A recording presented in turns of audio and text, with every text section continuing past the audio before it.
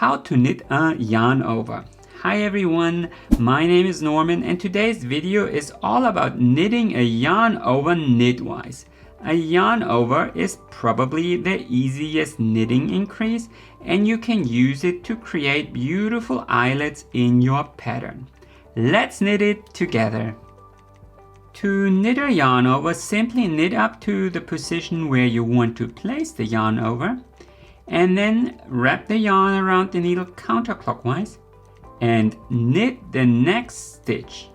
And that's already it. There is your yarn over. Pay attention, the next stitch is not part of the yarn over. The yarn over is just the wrapping. Let's do it one more time. Wrap around counterclockwise and knit the next stitch. One last time, wrap around counterclockwise and knit the next stitch.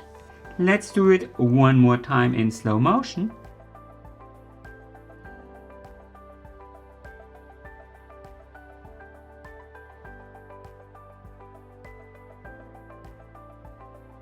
And that's how to do a yarn over in knitting.